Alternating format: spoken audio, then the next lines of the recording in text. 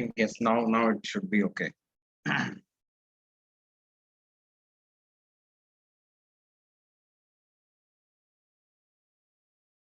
So now that everyone is here, uh,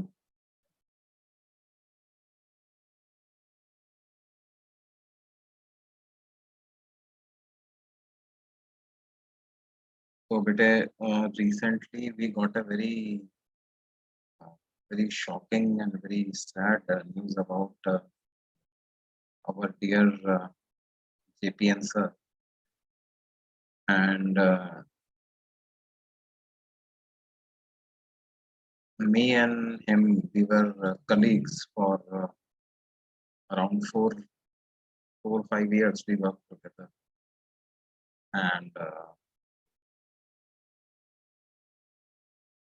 and we were in touch with for past 2 3 years. Also, we were in touch. Uh, I also spoke to him over phone when he was in hospital. Although his voice looked very weak at that time, but that time he said that, "Sir, I have almost recovered." But then destiny had something else, and finally we lost him. So our prayers go out to family of Sir, and may the Almighty Lord give courage to and strength to his family to overcome this loss. And yes, Sir's blessings will always be with all his students and continue to be with us in some form. It happened, but it happened on Sunday morning. Sunday morning. Yes.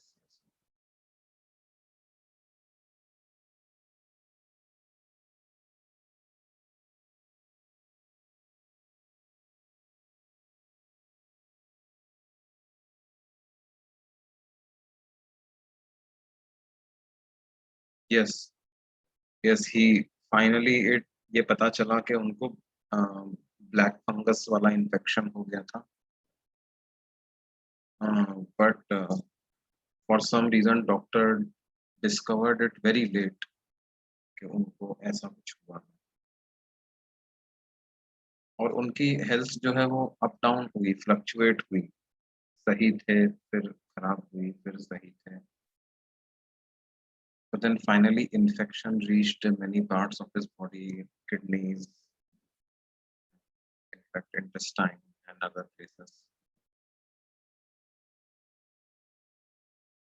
So let us keep a 1 minute silence for him, and let us pray for his soul, and let us pray so that his family has a strength in these very difficult times.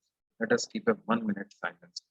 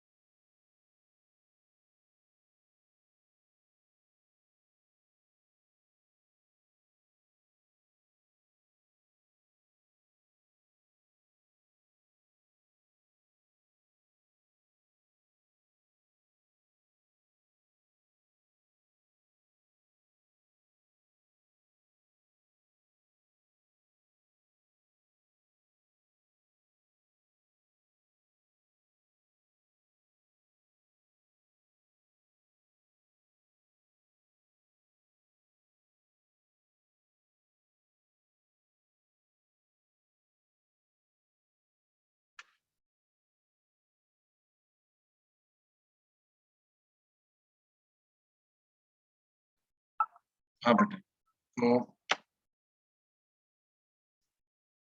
I think we should continue, हमें start करना है।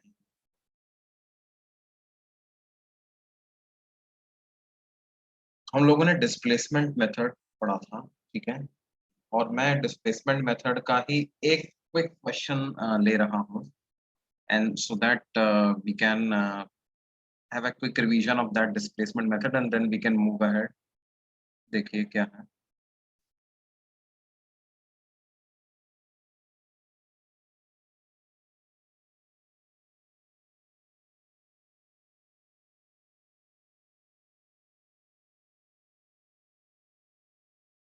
In displacement method for determination of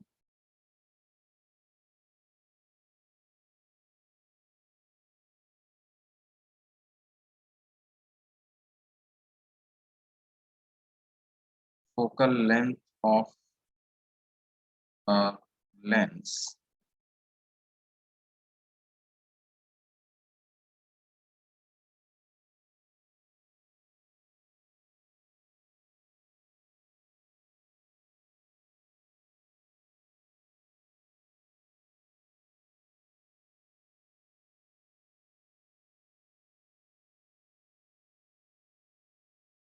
the distance of object from the lens in two positions where image of the object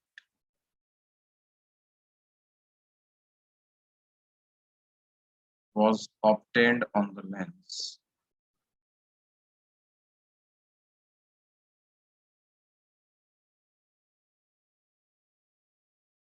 Was found to be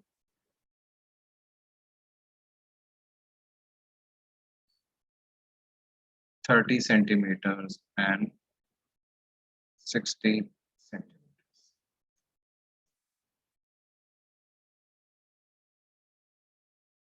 Obtained on the screens.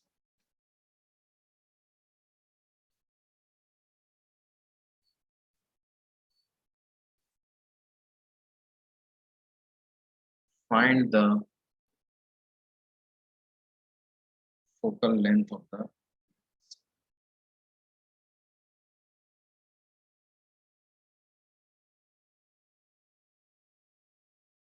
find the focal length of the lens.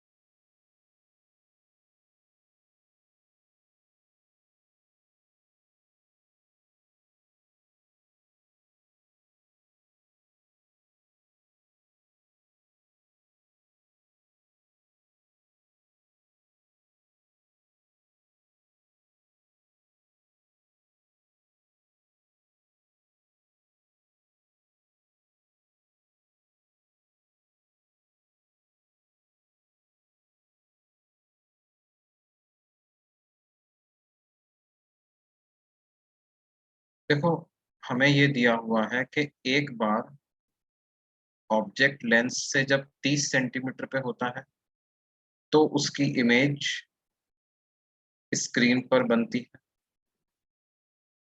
और दूसरी बार जब object lens से 60 centimetre पे होता है तब भी उसकी इमेज जो है वो स्क्रीन पर बनती है। अब हमने एक बात पढ़ी थी बच्चों कि ये ऑब्जेक्ट और इमेज डिस्टेंस जो है वो इंटरचेंजेबल होती हैं।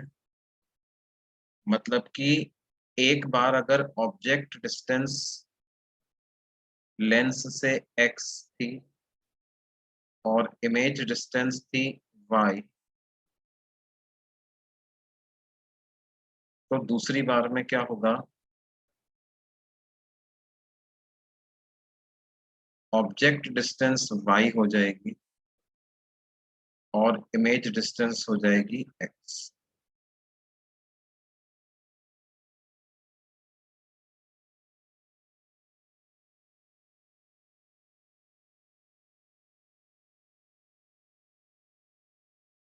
राइट। तो इस पर्टिकुलर केस में अगर 30 सेंटीमीटर ऑब्जेक्ट डिस्टेंस है तो 60 सेंटीमीटर इमेज डिस्टेंस होनी ही चाहिए। और अगर ऐसा है तो हम लेंस फॉर्मूला लगा करके सीधे ही फोकल लेंथ पता लगा सकते हैं। 1/v minus 1/u equal to 1/f। v को लिख दें 60 और u को लिख देते हैं -30। ये बराबर आ जाएगा 1/f के। तो 1/f की वैल्यू आ जाएगी 1/60 प्लस 1/30। यहाँ से 60 एलसीएम आ जाता है 1+2। तो 1/f इज इक्वल टू 3/60, यानी कि f की वैल्यू आ जाएगी 20 centimetre.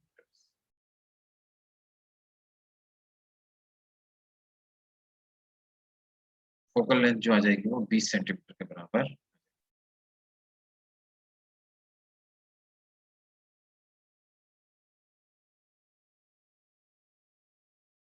I am not audible, is it?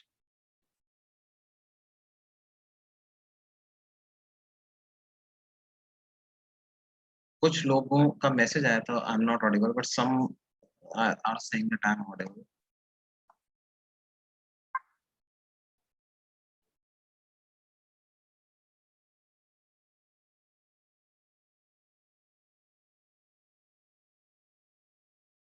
Okay okay.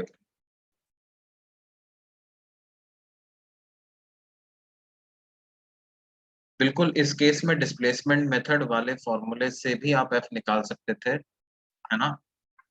लेकिन अगर डिस्प्लेसमेंट मेथड वाले तरीके से करना चाहते थे तो आपको कैपिटल डी और स्मॉल डी आइडेंटिफाई करना होगा। कैपिटल डी हो जाएगा basically x plus Y, right. तो वो हो जाएगा 90 सेंटीमीटर, और स्मॉल डी की वैल्यू हो जाएगी y माइनस एक्स, वो हो जाएगा 30 सेंटीमीटर। तो फोकल लेंथ की क्या वैल्यू आ जाएगी, capital D square minus small D square divided by 4 capital D. तो 90 का स्क्वायर दैट इज 8100 माइनस 30 का स्क्वायर 900 डिवाइडेड बाय 4 इंटू 9। तो ये एक जीरो यहाँ से कैंसिल हो जाता है। 9 9 सा 81 और 10 80/4। उस तरह से भी आप करोगे तो आंसर कितना आ जाएगा बच्चों, 20 सेंटीमीटर। उससे क्या, तो ऐसा भी कर सकते थे। This is also one alternate method.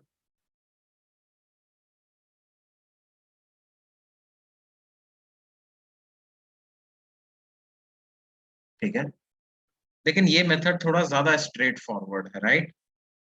हमें ऑब्जेक्ट डिस्टेंस पता है, इमेज डिस्टेंस पता है, सीधे लेंस फॉर्मूला लगा करके फोकल लेंथ पता लगा।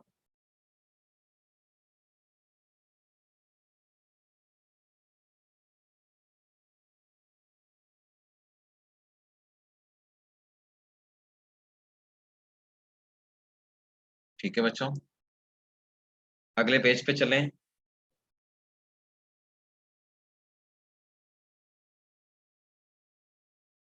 ओके ओके, कुछ लोग अभी नोट कर रहे हैं, लेट देम नो।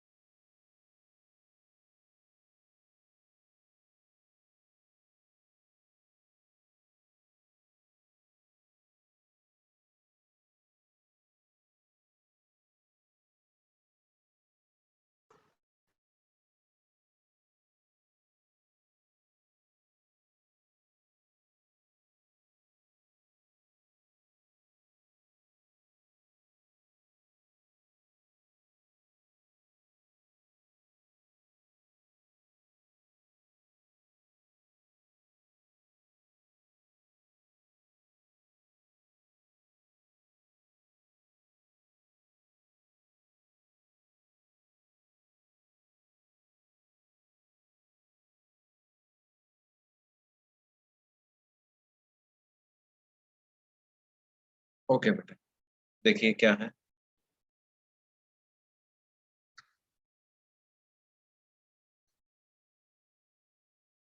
अब हम आगे चलते हैं और बात करते हैं किसकी बेटे।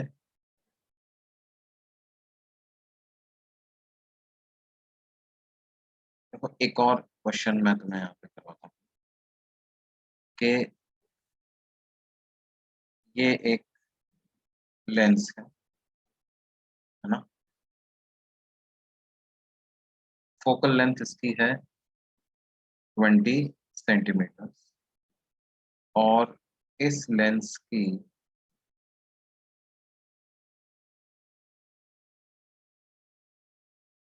प्रिंसिपल एक्सिस पर एक पॉइंट ऑब्जेक्ट रखा हुआ है ओ, और वो लेंस से 30 सेंटीमीटर की दूरी पे। ठीक है, इस लेंस को हम क्या करते हैं, ऐसे प्रिंसिपल एक्सिस के अलोंग इसको कट कर देते हैं।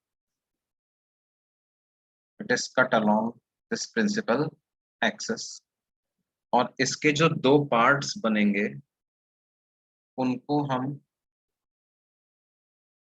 1-1 सेंटीमीटर ऊपर और नीचे मूव करवा देते हैं।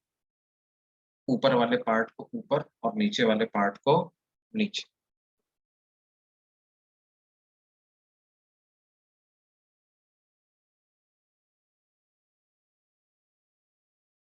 तो बेसिकली ये किस तरह से ट्रांसफॉर्म हो जाएगा।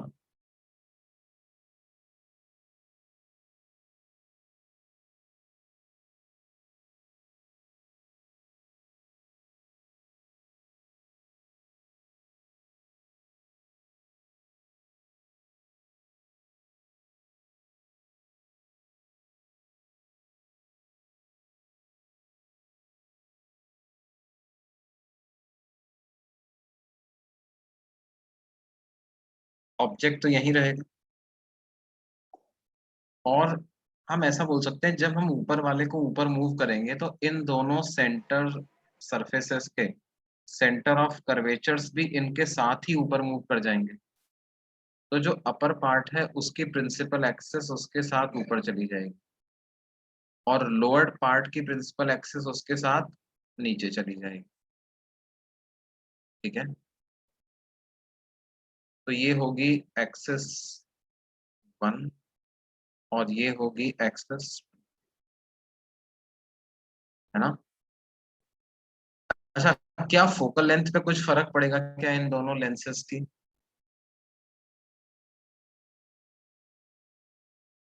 फोकल लेंथ पे कोई फर्क नहीं पड़ेगा। 20 सेंटीमीटर 20 सेंटीमीटर दोनों की फोकल लेंथ रहेगी।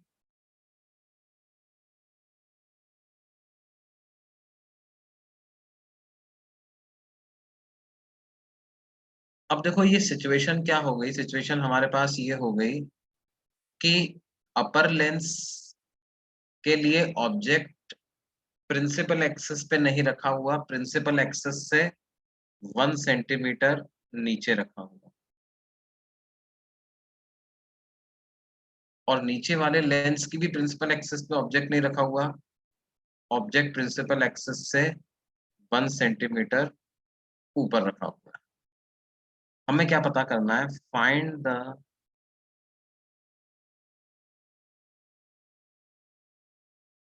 सेपरेशन बिटवीन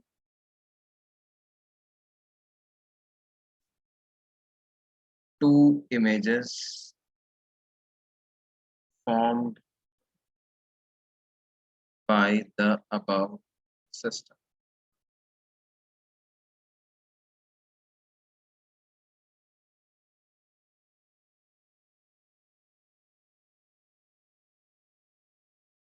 अब देखो बेटे, दो इमेजेस जैसे ही अपन सुनेंगे दो इमेजेस, तो अपने दिमाग में ये डाउट आ सकता है कि दो इमेजेस क्यों बन रही हैं साहब। देखो, दोनों लेंसेस की फोकल लेंथ सेम है, जो ऑब्जेक्ट है उसकी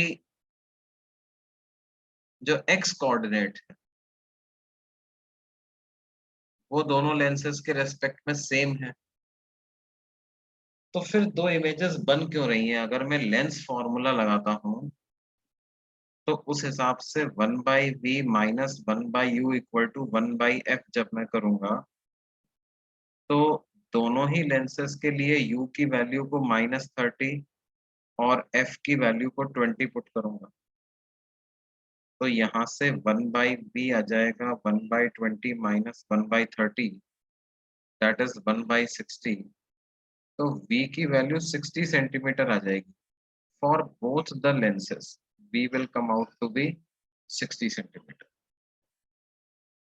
अच्छा, मैग्निफिकेशन की अगर हम बात करें तो वो v/u होता है ना।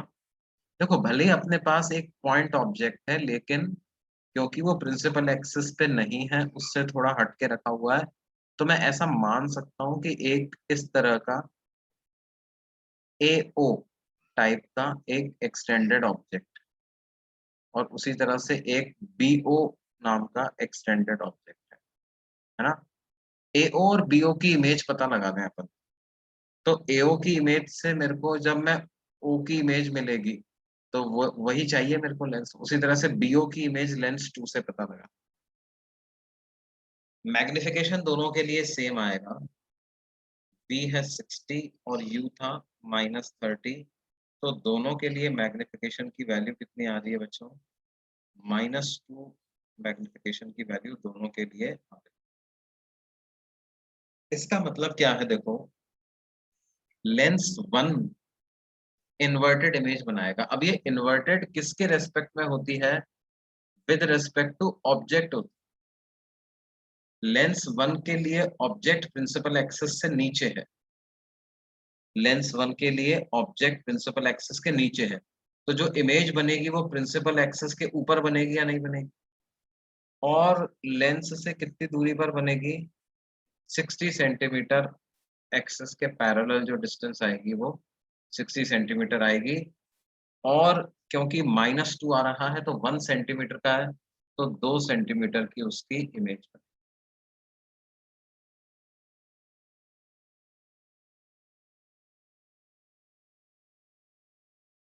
और एक्सिस 2 के लिए अगर अपन बात करें, लेंस 2 के लिए, तो उसके लिए देखो एक्सेस ये है, ऑब्जेक्ट प्रिंसिपल एक्सेस के ऊपर है, मैग्निफिकेशन नेगेटिव आया, तो इमेज प्रिंसिपल एक्सेस के नीचे बनेगी, तो वो इस तरह की बनेगी।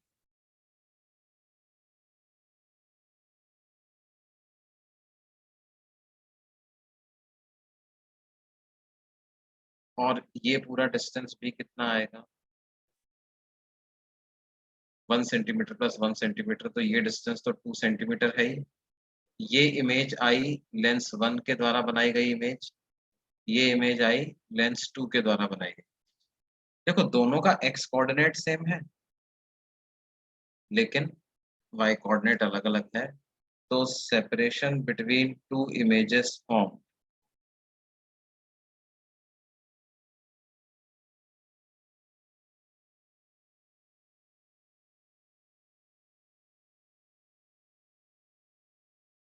इज इक्वल टू कितना, 6 सेंटीमीटर। जो दो इमेज बन रही है उनके बीच का सेपरेशन कितना हो जाएगा बच्चों, 6 सेंटीमीटर के बराबर उसका सेपरेशन हो जाएगा।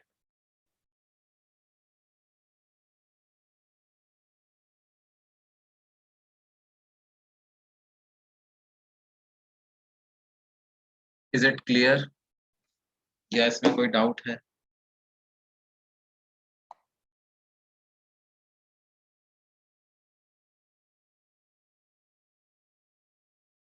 वो इमेज ऊपर कैसे गई, देखो बेटे, प्रिंसिपल एक्सेस कैसे शिफ्ट हुआ, ये कुछ डाउट्स हैं बच्चों के मन में, है ना। देखो प्रिंसिपल एक्सेस कैसे शिफ्ट हुआ, पहले उसको समझते हैं। प्रिंसिपल एक्सेस की क्या डेफिनेशन होती है बेटे, सेंटर ऑफ कर्वेचर्स को ज्वाइन करने वाली जो लाइन होती है उसको प्रिंसिपल एक्सेस बोलते हैं। अब देखो जैसे ये पूरी एक सरफेस थी, इसका लेफ्ट वाली सरफेस का सेंटर राइट में रहा होगा, राइट वाली का सेंटर लेफ्ट में रहा होगा, इन दोनों को ज्वाइन करने वाली लाइन प्रिंसिपल एक्सेस होगी। अब जब मैंने इस वाले हिस्से को, ये अपर लेंस को काट करके ऊपर मूव करवाया, तो ऊपर मूव करवाया तो क्या हुआ, ये लेफ्ट वाले का सेंटर ऑफ कर्वेचर उसके साथ ही ऊपर चला गया होगा, क्योंकि अब स्फेयर, तो क्या होगा, ये लेफ्ट वाले का सेंटर इधर ऊपर राइट में, राइट वाले का सेंटर अब इधर लेफ्ट में आ गया होगा ऐसे। तो अब ये वाली लाइन अपर वाले लेंस के लिए एक्सेस हो जाएगी कि नहीं हो जाएगी, सेंटर्स को ज्वाइन करने वाली लाइन को ही तो एक्सेस बोलते हैं। उसी तरह से नीचे वाले लेंस को जब नीचे मूव किए, तो उन सरफेसेस के साथ उनका सेंटर ऑफ कर्वेचर भी नीचे मूव करेगा, और सेंटर ऑफ कर्वेचर को ज्वाइन करने वाली लाइन ही तो एक्सेस होती, ठीक है। तो ये क्या है, access for upper lens, L1 की एक्सेस। नीचे वाली लाइन जो क्या है, नीचे वाले लेंस के लिए एक्सेस, राइट। और दूसरा क्या है देखो, ऑब्जेक्ट लेंस से 30 सेंटीमीटर की दूरी पर रखा होगा, इमेज का एक्स कोऑर्डिनेट 60 सेंटीमीटर आया, लेकिन ध्यान दो, जैसे लेंस 1 के लिए आप इमेज की बात कर रहे हो, तो क्या ऑब्जेक्ट प्रिंसिपल एक्सिस पे है क्या, object is not at the principal axis, object थोड़ा सा प्रिंसिपल एक्सिस से नीचे है, ऑब्जेक्ट किधर है, थोड़ा प्रिंसिपल एक्सिस के नीचे, राइट, मान लो ये, तो लेंस 1 को हम एक ऐसा ऑब्जेक्ट ऐसा मान सकते हैं। अब मैग्निफिकेशन अगर -2 आ रहा है, तो इसकी इमेज कैसी बनेगी बेटे, इन्वर्टेड बनेगी, ऑब्जेक्ट के रेस्पेक्ट में इन्वर्टेड, ऑब्जेक्ट प्रिंसिपल एक्सिस के नीचे है तो इमेज प्रिंसिपल एक्सिस के ऊपर बनेगी, ऐसा। और क्योंकि मैग्नीट्यूड 2 आ रहा है तो ये 1 सेंटीमीटर नीचे है, तो इमेज 2 सेंटीमीटर ऊपर बनेगी। लेंस 2 की बात करें तो उसके लिए एक्सेस ये वाली लाइन, उसकी अगर बात करें तो उसके लिए क्या है, ऑब्जेक्ट प्रिंसिपल एक्सिस के ऊपर है, कितना ऊपर है, 1 सेंटीमीटर ऊपर है, मैग्निफिकेशन -2 आया, मतलब इमेज प्रिंसिपल एक्सिस के नीचे बनेगी। और कितना नीचे बनेगी, क्योंकि मैग्नीट्यूड 2 है तो 2 सेंटीमीटर नीचे बनेगी। इसको आप I2 बोल सकते हैं। This is I1।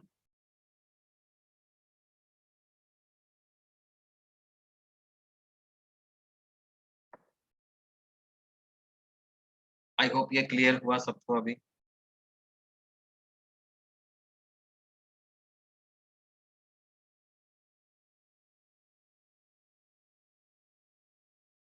ओके, कुछ लोग प्रीवियस पेज देखना चाहते हैं।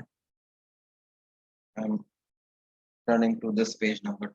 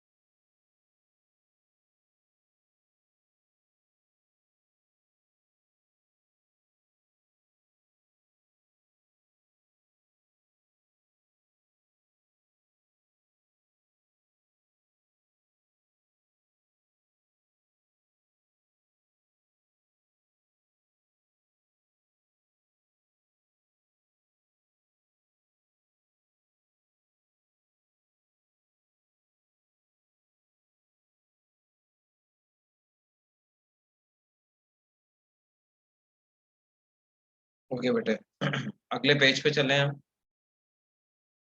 ये पेज हो गया सबका। ओके, एक मिनट सर।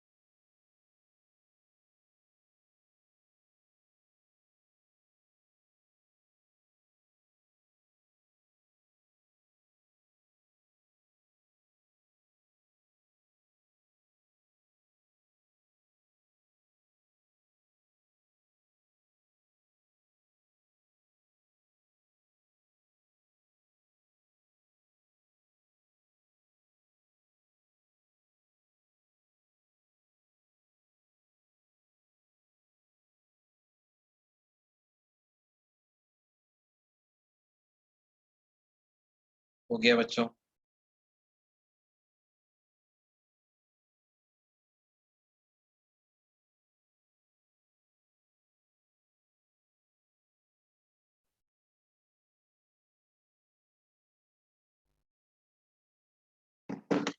अब देखो, हम यहाँ पर बात करते हैं किसकी, कॉम्बिनेशन ऑफ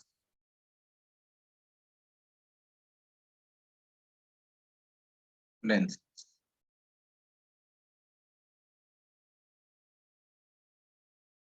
देखो बेटे क्या है, अगर इस तरह से कुछ लेंस एक के साथ एक अटैच करके हमने रखे हुए हैं, thin lenses kept in contact with each other.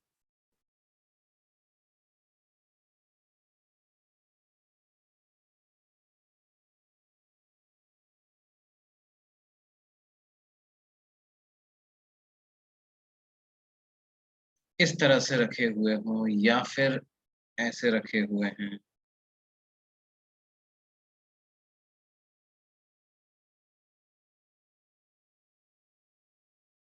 ऐसा हो सकता है ना, या दो कॉनकेव लेंस आपस में साथ में रखे,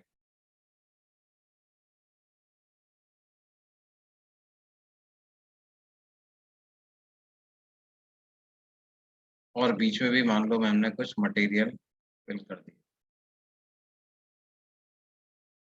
तो बेसिकली बात क्या है कि ये पूरा कॉम्बिनेशन जो है वो लाइट को रिफ्रैक्ट करेगा, 2 बार या 3 बार इमेजेस फॉर्म होंगी और तब जाकर के फाइनल इमेज का हमको पता लगेगा। तो चाहे कोई भी केस हो, इस सिस्टम की इक्विवेलेंट फोकल लेंथ का फॉर्मूला कुछ ऐसा आ जाता है, 1/f equivalent equal to 1/f2 plus 1/f1 plus 1/f2 plus 1/f3 and so on, जितने भी लेंसेस हैं। सेकंड लेंस बेसिकली क्या है, एक प्लेनो कॉनकेव लेंस है और फिर उसके साथ एक कॉन्वेक्स लेंस जुड़ा हुआ।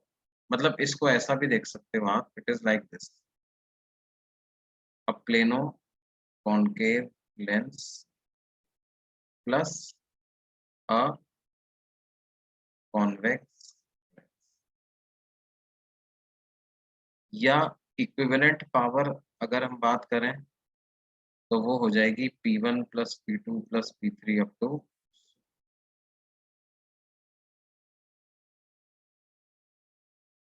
P and F, they need to be substituted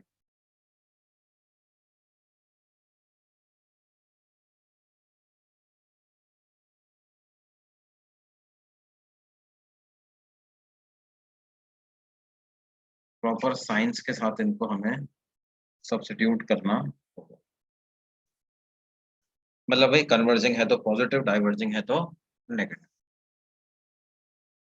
ठीक है। और ऐसा हम क्यों कर सकते हैं, देखो कि लेट्स से जो भी इस कॉम्बिनेशन में लेंस 1 है उसके लिए हम फॉर्मूला लगाएंगे तो क्या बनेगा, 1/v1 minus 1/u equal to 1/f1। उसने मान लेते हैं इमेज v1 कोऑर्डिनेट पे बनाई, अब जो लेंस 1 ने इमेज बनाई वो लेंस 2 के लिए ऑब्जेक्ट का काम करेगी, और क्योंकि इन लेंसेस के बीच में गैप भी बहुत कम है, ये लेंसेस थिन भी हैं, तो इसलिए V1 को ही हम एज इट इज सेकंड वाले के लिए ऑब्जेक्ट का कोऑर्डिनेट यूज कर लेंगे।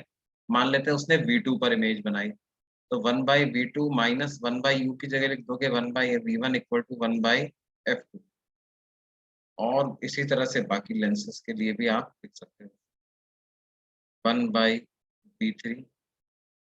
मान लो लेंस 3 ही फाइनल इमेज बना रहा, तो लेंस 3 जो फाइनल इमेज बनाएगा उसको उसका कोऑर्डिनेट v मान लेते हैं, माइनस 1/u क्या हो जाएगा, ये जो लेंस 2 ने इमेज बनाई इक्वल टू 1/f3। अब ये 3 इक्वेशंस हैं हमारे पास, इन तीनों को ऐड कर दें,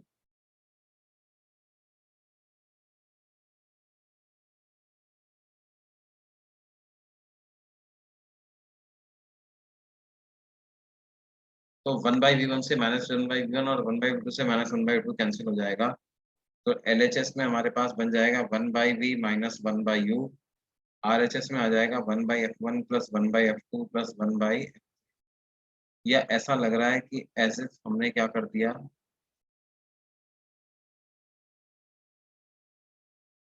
एक सिंगल बार मैं लेंस फॉर्मूला लगा रहा हूँ, this entire system can be replaced by a single lens having focal length f equivalent, where what is f equivalent, 1/f equivalent equal to 1/f1 plus 1/f2 plus 1/f।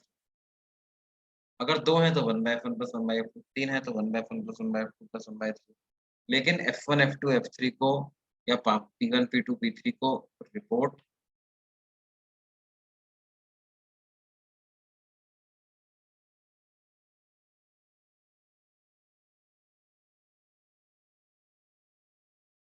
जो हम substitute करेंगे वो with sign he substitute करेंगे, ठीक है। F1, F2, F3 को या P1, P2, P3 को सब्स्टिट्यूट क्या करेंगे बच्चों, विद साइन ही सब्स्टिट्यूट करेंगे। जैसे देखो इसके मैं एग्जांपल्स लेता हूँ, तुम्हें और क्लैरिटी होगी।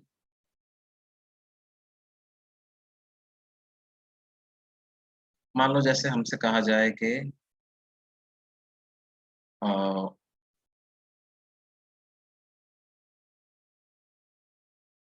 ये एक इक्वी कॉन्वेक्स लेंस है,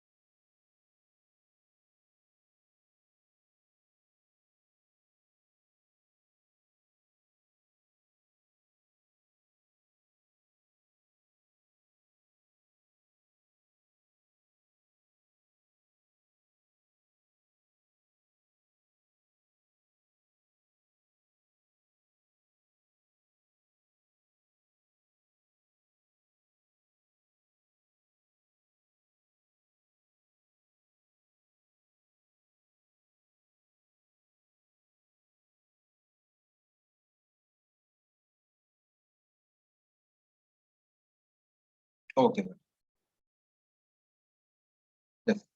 ये एक इक्वी कॉन्वेक्स लेंस है, इसकी फोकल लेंथ हमें दी हुई है 20 सेंटीमीटर, और मटेरियल का रिफ्रैक्टिव इंडेक्स है 3/2। एक और इक्वी कॉन्वेक्स लेंस है, उसकी उसके मटेरियल का रिफ्रैक्टिव इंडेक्स भी है 3/2, और इसकी फोकल लेंथ हमें दी हुई है कितना, 30 centimetre. This is also equi convex. और इनके बीच की जो जगह है, इस जगह में हमने कोई लिक्विड फिल कर दिया है जिसका रिफ्रैक्टिव इंडेक्स है 4/। तो हमें पता करना है find equivalent focal length for above system.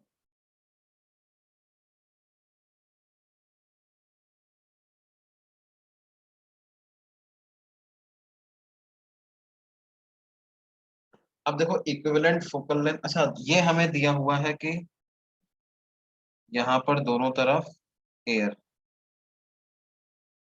अब देखो हम क्या करते हैं, पहले तो ये आइडेंटिफाई कर लेते हैं कि कितने लेंस हैं इसमें। तो 3 लेंस हैं, 2 कॉन्वेक्स और एक ये 4/3 का कॉनकेव लेंस।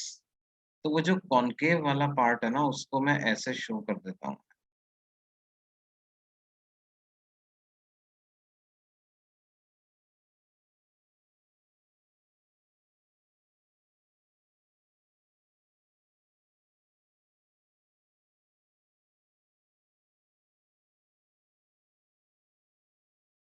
इक्वी कॉन्वेक्स का सिग्निफिकेंस क्या है जब एफ दिया हुआ है, तो अभी पता चलेगा। देखो क्या है बेटे, इक्वी कॉन्वेक्स का मतलब तो पता है ना अपने को कि दोनों साइड की रेडियस ऑफ कर्वेचर बराबर है। मतलब अगर लेफ्ट वाले की रेडियस r1 कहूँ तो राइट वाले की भी r1।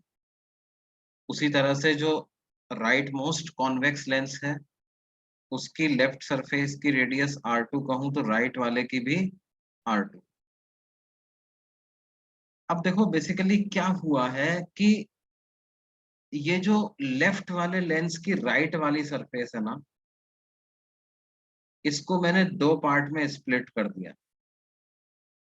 मतलब कॉनकेव लेंस की लेफ्ट वाले की रेडियस R1 मान ली है, और कॉनकेव के राइट वाले की रेडियस R2 मान ली। ठीक है,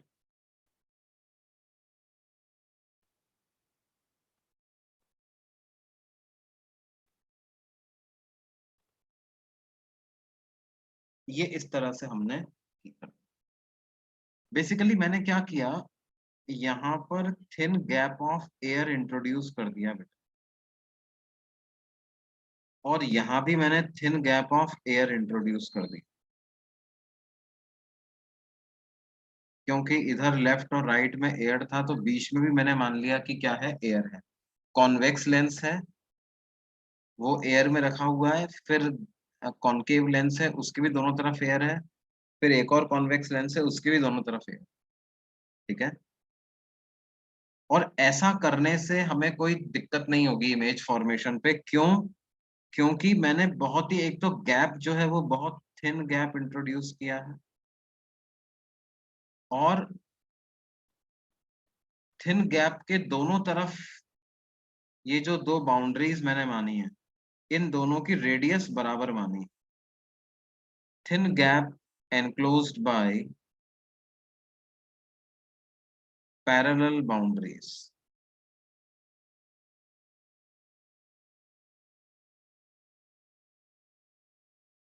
If I introduce thin gap enclosed by parallel boundaries, that thin gap is not going to have any effect in image formation. ठीक है, देखो ये बीच वाले पार्ट को कॉनकेव लेंस मान सकते हैं ना, इसकी शेप ऐसी तो है। क्या बीच वाले पार्ट की शेप कॉनकेव लेंस के जैसी नहीं है क्या?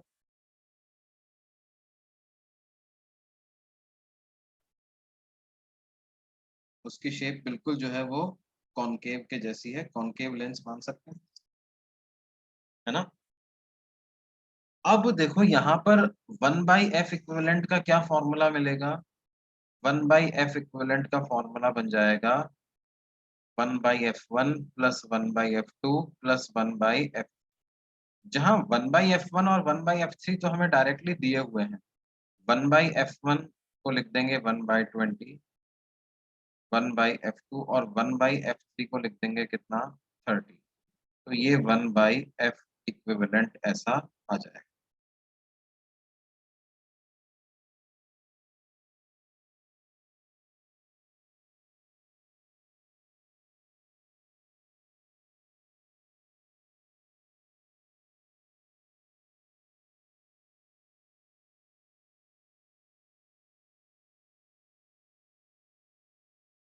One by 20 plus 1/30 plus 1/f। अब ये f2 निकालने के लिए मुझे क्या है, इन दो रेडियस की जरूरत पड़ेगी ना बेटा। f2 निकालने के लिए हमें इन दो रेडियस की जरूरत पड़ेगी, इस R1 की और इस वाले R2। और ये R1 R2 यही वाले R1 R2 हैं दोनों। तो अब हमें इस बात की जरूरत पड़ेगी कि ये इक्वी कॉन्वेक्स लेंस है। कैसे?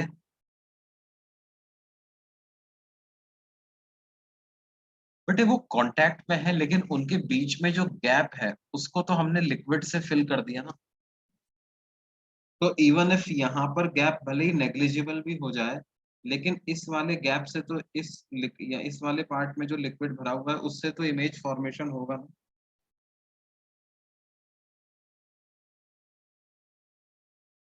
अब देखो व्हाट इज 1/f2। 1/f2 को क्या लिखोगे, 4/3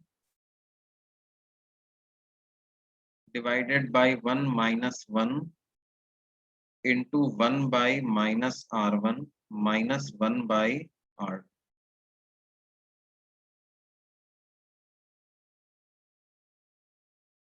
रिफ्रैक्टिव इंडेक्स वेरिएबल होगा? नहीं, रिफ्रैक्टिव इंडेक्स वेरिएबल नहीं होगा बेटे। बस तुम ये मान सकते हो कि बीच में थिकनेस नेग्लिजिबल है, और बीच की थिकनेस तो वैसे भी हम नेग्लिजिबल ही मानते हैं। NS 3/2 नहीं होगा बेटे, यहाँ पर 1 ही सब्स्टिट्यूट करेंगे, ठीक है। इस जगह पर डिनोमिनेटर में आप 1 ही सब्स्टिट्यूट करोगे, क्यों? क्योंकि देखो ये मैंने एयर गैप इंट्रोड्यूस कर दिया ना। मैं क्या मान रहा हूं, कॉनकेव के भी दोनों तरफ कौन सा मीडियम है? एयर। और इन कॉन्वेक्स के भी दोनों तरफ कौन सा मीडियम है? एयर। तीनों ही लेंसेज के दोनों तरफ पे air air air air air air, सब जगह एयर एयर, ठीक है। ऐसा मान सकते हो आप, पर एक्चुअल में सराउंडिंग्स, सही बात बोल रहे हो, एक्चुअल में एयर नहीं है। लेकिन क्या होता है, ऐसा मान लेने से क्वेश्चन आसान हो जाता है बहुत। ऐसा मान लेने से क्वेश्चन आसान हो जाता है और आंसर पे कोई फर्क नहीं पड़ता।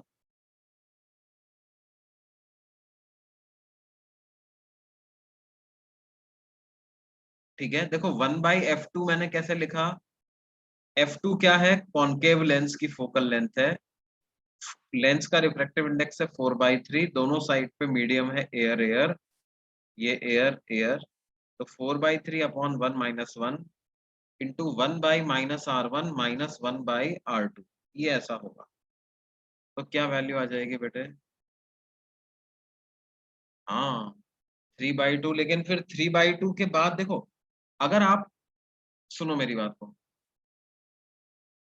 अगर आप 3/2 मानते हो, ये मानते हो कि 4/3 के दोनों तरफ 3/2 है, तो फिर जो लेंस 1 और लेंस 2 है, उसके भी दोनों तरफ एयर नहीं मान सकते ना।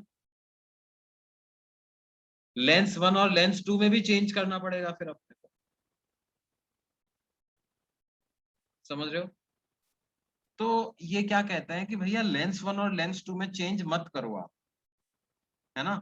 उनके भी दोनों तरफ एयर मान लो, और ये जो पानी है इसके भी दोनों तरफ एयर मान लो। उससे क्या होगा? उससे आपका आंसर सेम आए, फिर सेम आंसर है ना।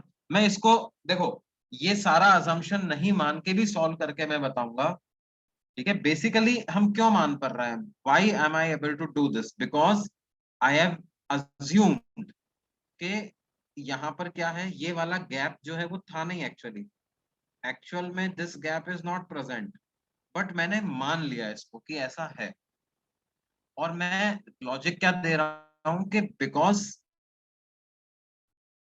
इस, ये जो एयर गैप मैंने यहाँ पे इंट्रोड्यूस किया है, इसकी दोनों तरफ जो सरफेसेस हैं, दोनों की रेडियस सेम मान रहा हूँ।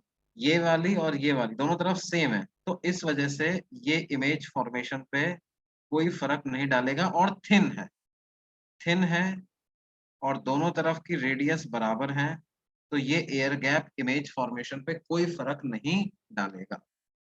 इसको अपन पूरा पूरा नॉर्मल तरीके से भी सॉल्व करके देखेंगे, है ना।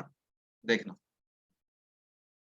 अब देखो R1 R2 की वैल्यूज पता चल जाए तो हमें क्या है, F2 पता चल जाएगा। R1 R2 पता चल जाए तो F2 पता चल जाएगा, F2 पता चल जाए तो F इक्विवेलेंट पता चल जाएगा। अब ये R1 R2 कैसे पता चलेगा? उसके लिए 1/f1 का यूज करना पड़ेगा, इस वाली फोकल लेंथ का यूज करना पड़ेगा। तो 1/f1 किसके बराबर है? 1/20। और उसके भी दोनों तरफ एयर मान के ही ये फोकल लेंथ लिखी गई है। तो 3/2/1 - 1 क्योंकि वो इक्वी कॉन्वेक्स है तो क्या आएगा? 1/R1 - 1/-R1। तो ये आ जाएगा 1/20 इज इक्वल टू 3/2 - 1 यानी के 1/2 × 2/R1। तो 2 से 2 कैंसिल हो जाता है। R1 की वैल्यू क्या आ जाती है? 20 सेंटीमीटर।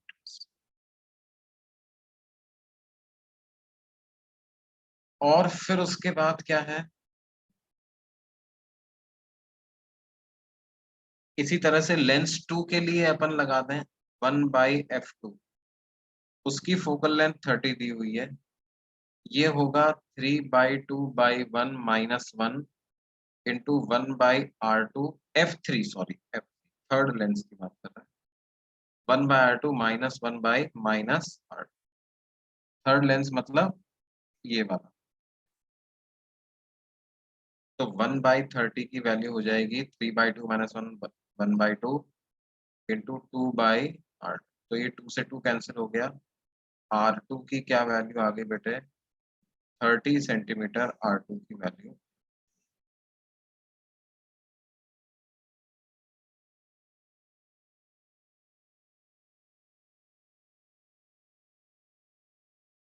R2 की वैल्यू 30 सेंटीमीटर आ जाती है।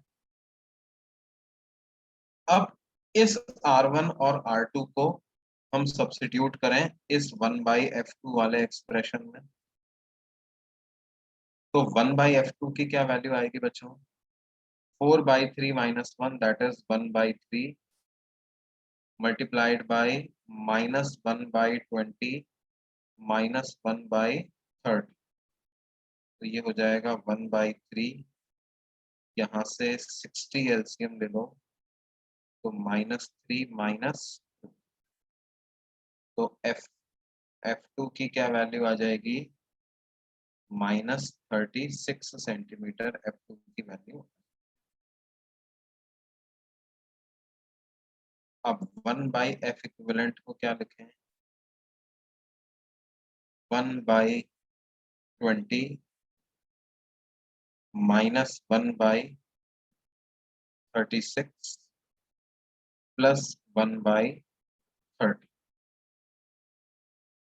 तो एलसीएम हमारे पास आ जाएगा 100, कितना बच्चों? 89 -5 +6। 9 and 6 15, 15 minus 5 is 10। तो F इक्विवेलेंट कितना आ जाएगा बच्चों? 18 सेंटीमीटर F इक्विवेलेंट की वैल्यू।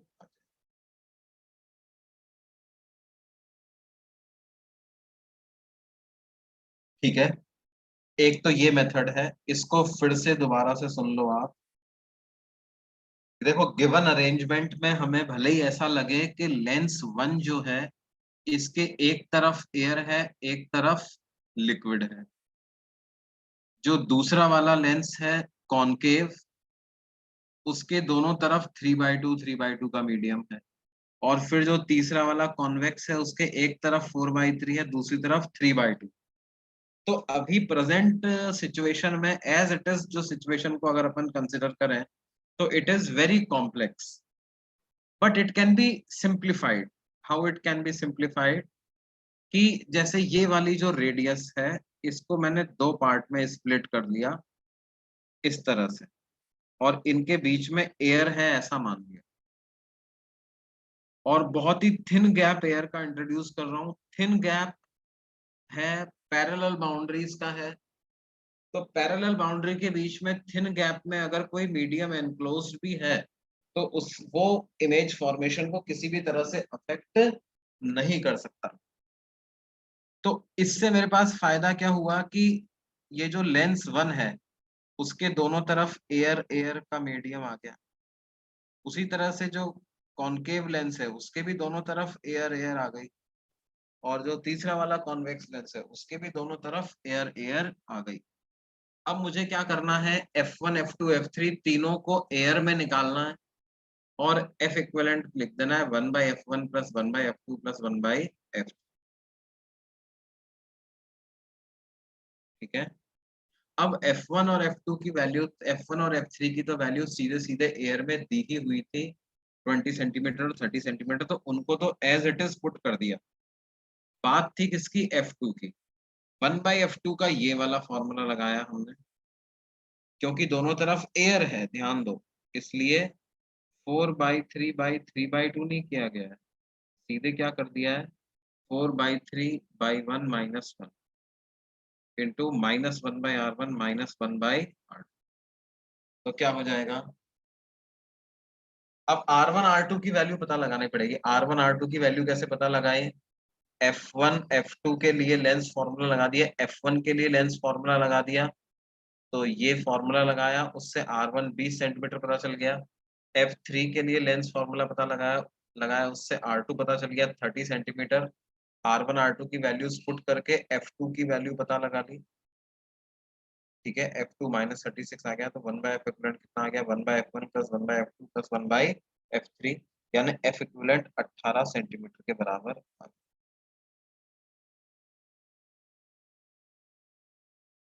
ये बात समझ में आती है भाई सबको? मतलब क्या है, इस सिस्टम पर अगर आप पैरेलल रेज भेजोगे तो ये 18 सेंटीमीटर आगे कन्वर्ज कर देगा उसको। ये नोट किया क्या सबने? अगले पेज पे चलें क्या?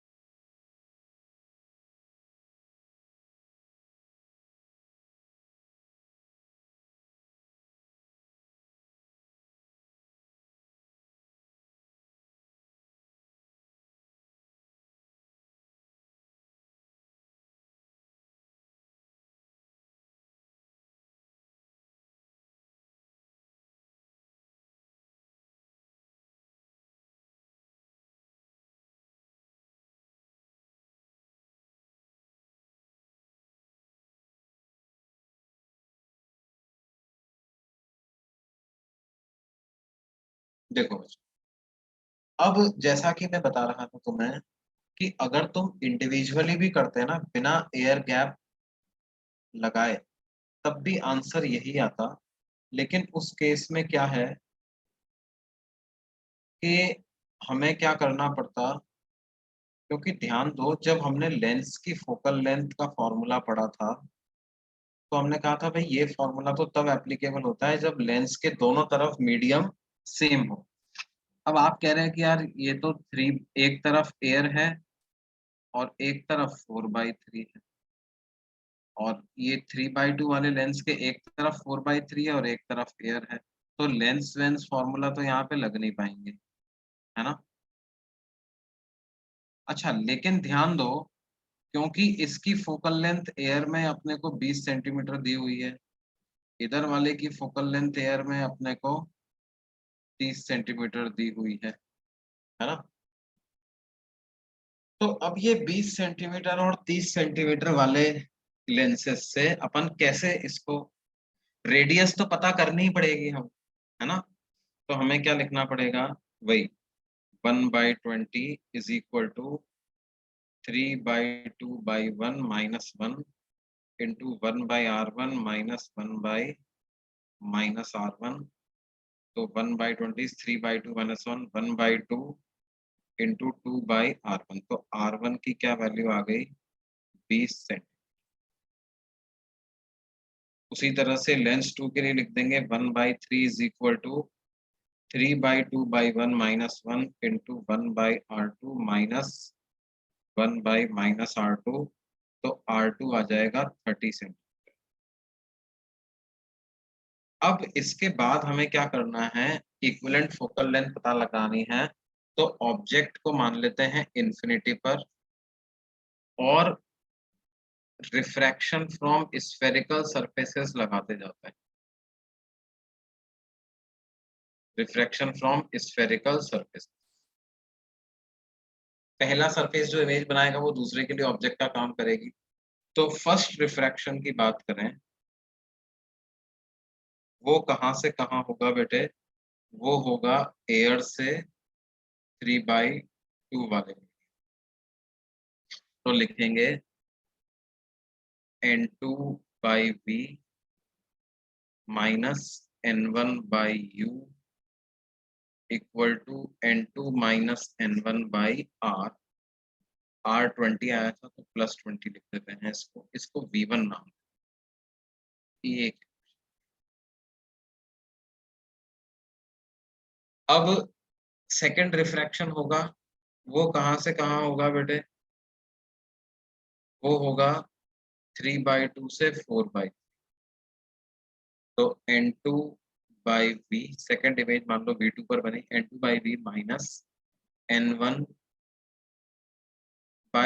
U को डायरेक्टली V1 यूज कर सकता हूँ, equal to n2 minus n1 divided by कितना,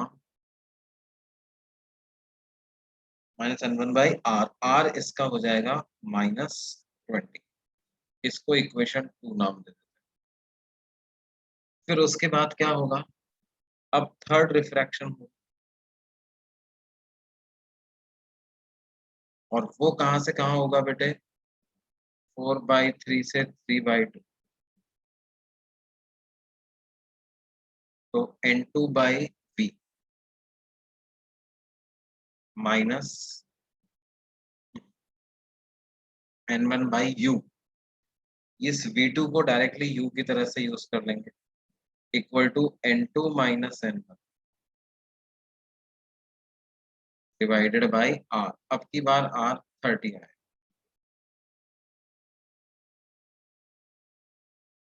और फोर्थ सरफेस के लिए क्या लिखेंगे,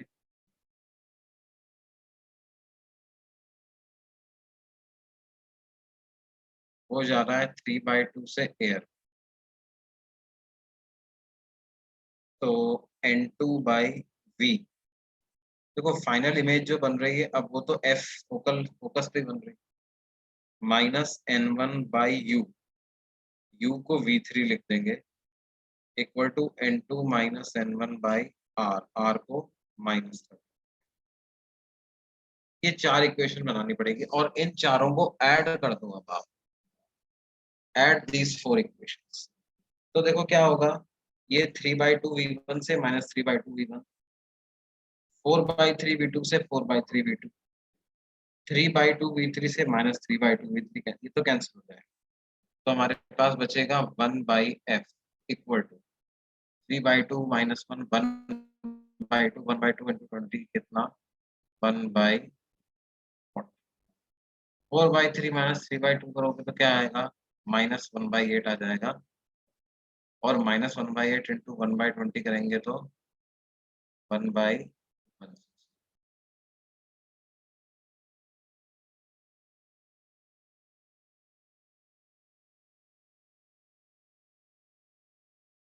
प्लस थर्ड वाली टर्म में क्या आएगा, 3/2 -4/2, तो 9 -8 यानी 1/8 है ना, नहीं यहाँ पर एलसीएम कितना आएगा,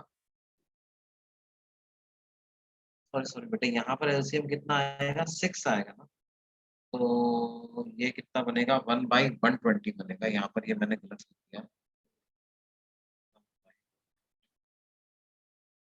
और 3/2 -4/3 करेंगे, 6 एलसीएम आया, तो 1/6 इंटू 1/30, तो 1/180 यहाँ पर, ये ऐसा। अब इन सबको अगर हम ऐड कर दें तो अपने पास क्या एलसीएम आ जाएगा, 360 एलसीएम ले लें, 49 जा 360, 120 जा,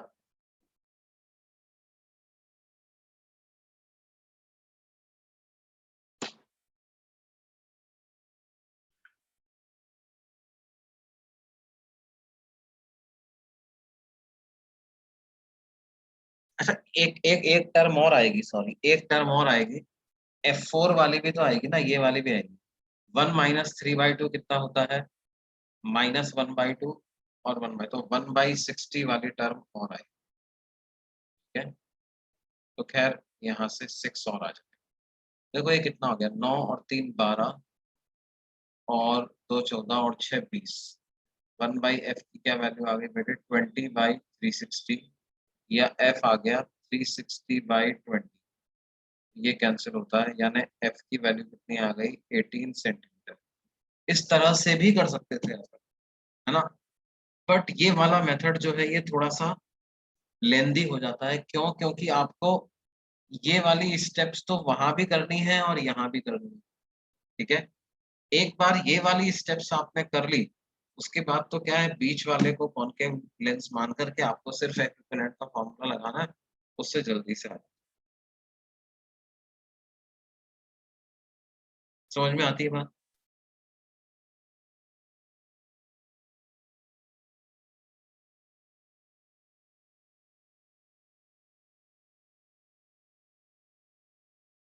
वेरी गुड।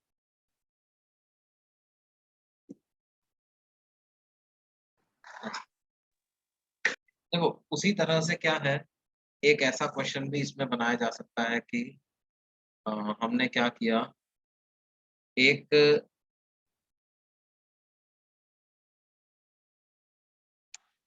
कॉनकेव लेंस हमें दिया गया है,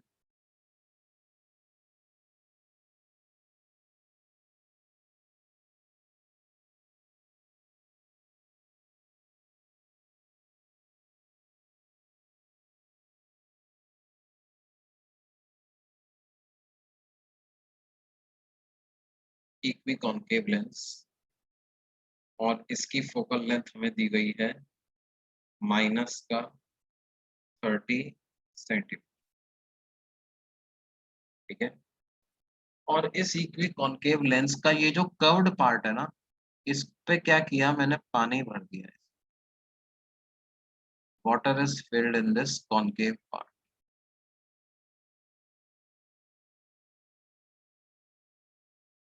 और पानी का जो रिफ्रैक्टिव इंडेक्स है वो है कितना, 4/3। तो अब हमें, हमारे सामने क्वेश्चन क्या है, क्वेश्चन ये है कि find the equivalent focal length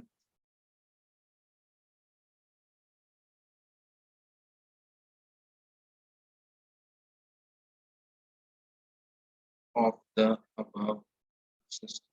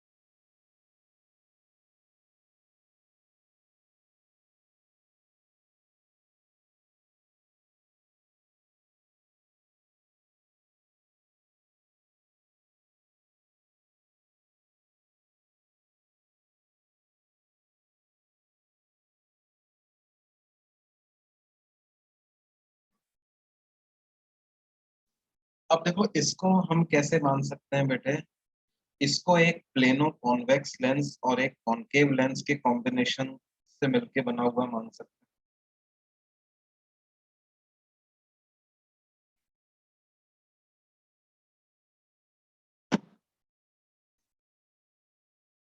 तो this is equivalent to what, a plano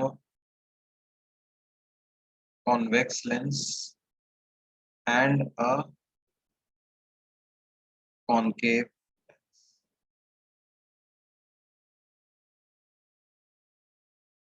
और इनके बीच में जो गैप है ना, ये हमने खुद इंट्रोड्यूस किया है, यहाँ पर एयर मान दिया है, और ऊपर और नीचे तो एयर था, ठीक है। और यहाँ पर जो लिक्विड है वो लिक्विड है।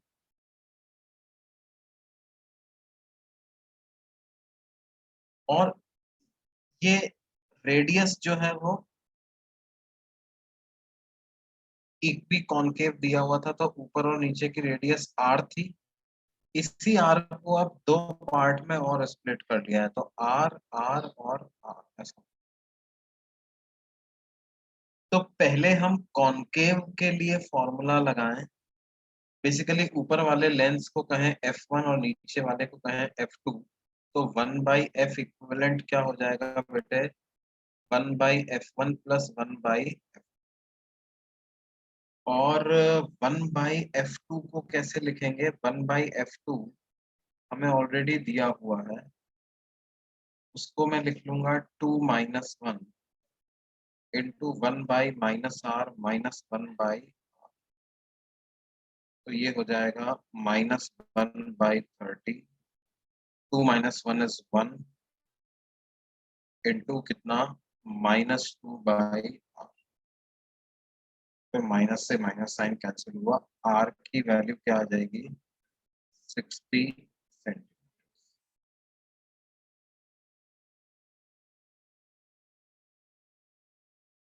एक बार r आ गया तो उससे f1 निकाल सकते हैं हम, 1/f1 कितना आ जाएगा बेटे, 4/3/1 -1 into 1/∞ -1/-r, that is minus, तो 4/3 - 1 इज 1/3 इंटू 1/60, तो ये आ जाएगा 1/180। और अब फिर हम फॉर्मूला लगाते हैं 1/f इक्विवेलेंट का, 1/f1 प्लस 1/f2, f1 तो हमें ऑलरेडी दिया ही हुआ था, सॉरी f1 हमने कैलकुलेट किया है 1/180, और f2 हमें दिया हुआ था -30, तो यहाँ से 180 एलसीएम आ जाता है 1 - 6, तो f इक्विवेलेंट कितना आ जाएगा बच्चों, -36 centimetre.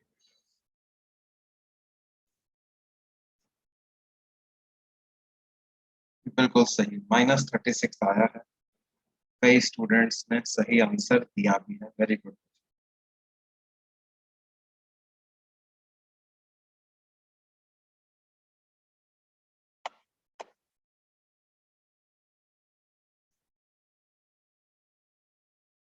Very,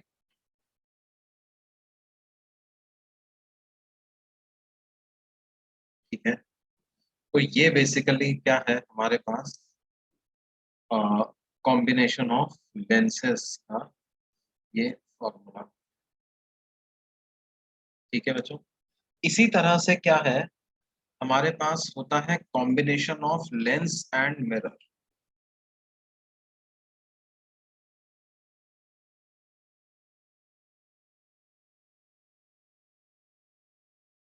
combination of lens and mirror में क्या होता है बच्चों के, एक लेंस और एक मिरर साथ में रखे जाते हैं,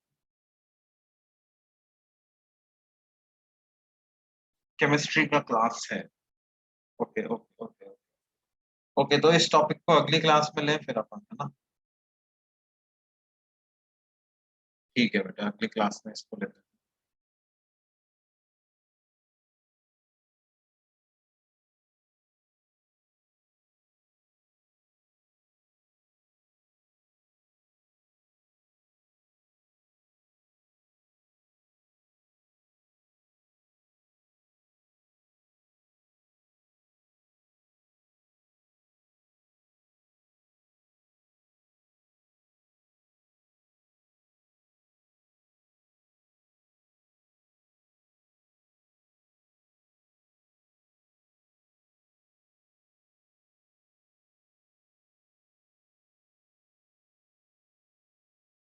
अच्छा बच्चों, शीट शीट में से अब आप लोग क्या कर सकते हैं, देखो, एक्सरसाइज 1 का पार्ट 3 अभी तक किया नहीं है आप लोगों ने, एक्सरसाइज 1 का पार्ट 3 कंप्लीट कर लीजिए, ठीक है।